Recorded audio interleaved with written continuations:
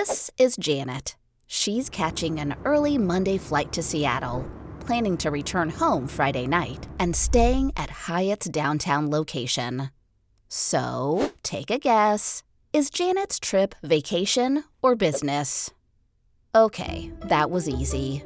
Janet is obviously a corporate worker, management level or above, on her way to wheel and deal.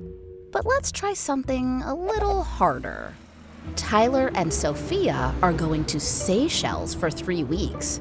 A pretty long vacation, right? Do you really think that both of them managed to persuade their bosses to give them 3 weeks off at the same time? Until pretty recently, such a long absence from the office wasn't even possible. Well, they're not taking a vacation, not in the traditional sense of the word. In the post-COVID era, when it doesn't matter where in the world you work, they'll make a home office at an island resort. See, it's not always clear why the person is traveling. So, how do we know? And why does it matter in the first place? Let's talk about the curious difference between business and leisure travel, and how it's disappearing.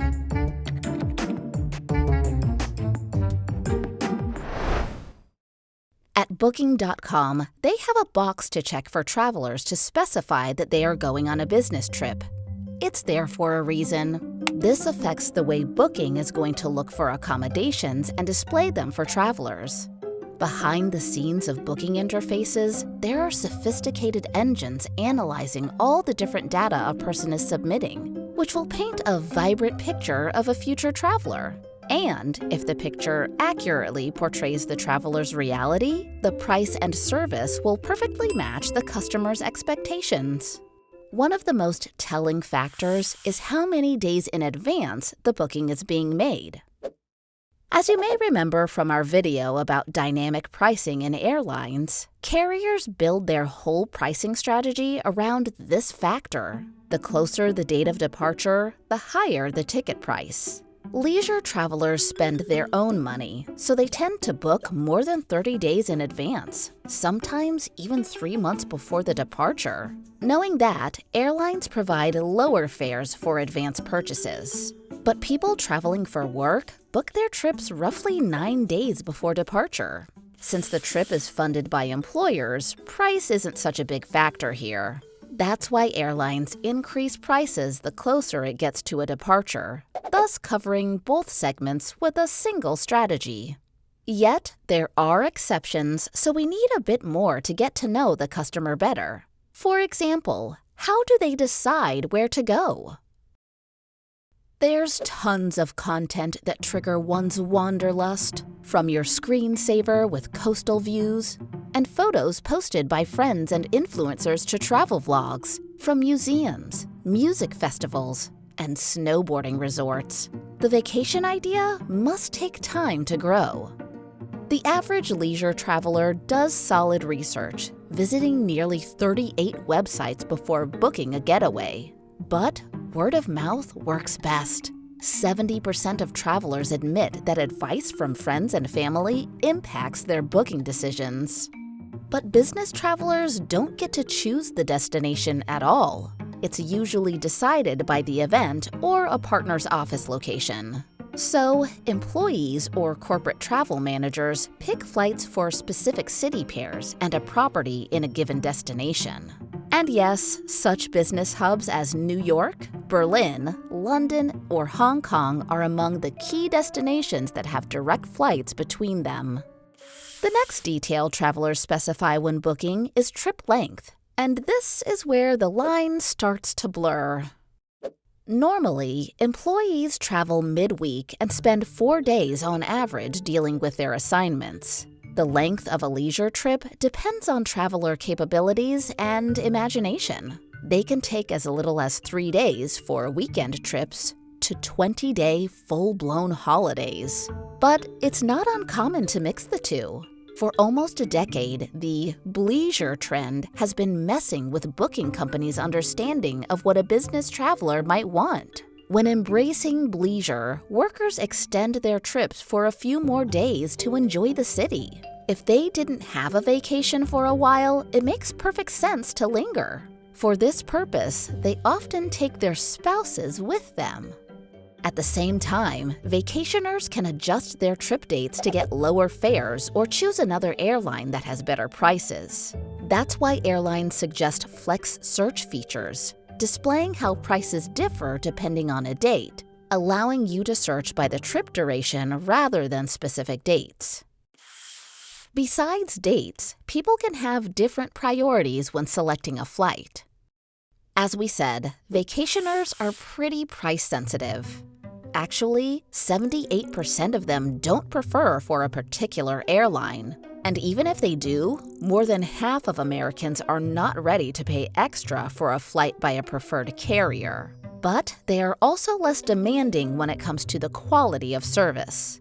Food, extra legroom, cheap cancellations, and baggage space are not important when you're on a budget.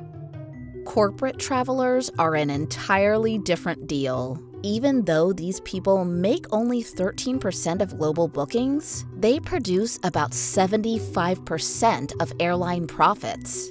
Businesses often get their employees full-service tickets, which includes a free extra bag, a meal with beverages, onboard Wi-Fi, and late cancellation capabilities. When it comes to accommodation, traveler segments diverge even more. Typically, holidaymakers search for the most affordable properties in city centers, close to specific landmarks or beaches. Leisure travelers crave amazing experiences and are often ready to pay more for dining, events, or tours, compromising with a mediocre hotel room. That's, of course, unless they're having a workation. Remember Tyler and Sophia? They're two of the many remote workers enjoying the best of both worlds. Having to spend a lot of time at their laptops, they still need a good place to stay, usually a rental home or a hotel room equipped with a suitable workspace. In this regard, they are much more like business travelers. Road warriors have a few days to get things done, and their room must be a comfortable equivalent of work and home conditions. They prefer properties located close to the office or venue, and places to eat and have fun. The service package must have what's required to keep their work humming. Everything from a coffee machine and desk to an ironing board, not to mention high-performance Wi-Fi. Most business travelers are also members of loyalty programs by Marriott, Hilton, and Hyatt. These chains span across the globe's key economic hubs, mostly catering to the business segment. And it makes sense. Wherever you go for business, you can find your preferred hotel and get bonuses for checking in. Only 21% of business travelers don't belong to any hotel loyalty program. But it's not only about hotels. Some business travelers, especially millennials and Zoomers, may favor alternative lodging from sharing economy services like Airbnb. 36% of traveling employees noted they book Airbnb-type properties and boutique hotels looking for unique travel experiences. Airbnb offers the Airbnb for Work program, allowing business travelers to book accommodations and experiences, monitor and manage spends, and generate invoices. So, booking time, destination, trip length, flight preferences, and accommodation type can tell us a lot about the person on the other side of the screen. But as soon as you think you've figured them out, they become inscrutable once again, taking unexpected paths. Business travelers must be the most elusive ones. Which, recovery not expected until 2024, the corporate travel industry might never return to our understanding of normal. This means that everything we've learned about it so far might be deemed useless. Who will keep traveling for work when a Zoom meeting promises to be just as productive? The future of leisure travel is a bit more definite. Yet, it won't come out of the crisis unchanged. Now, when people are no longer attached to their offices, they see vacations differently and expect the travel industry, specifically the hospitality sector, to adjust to their needs.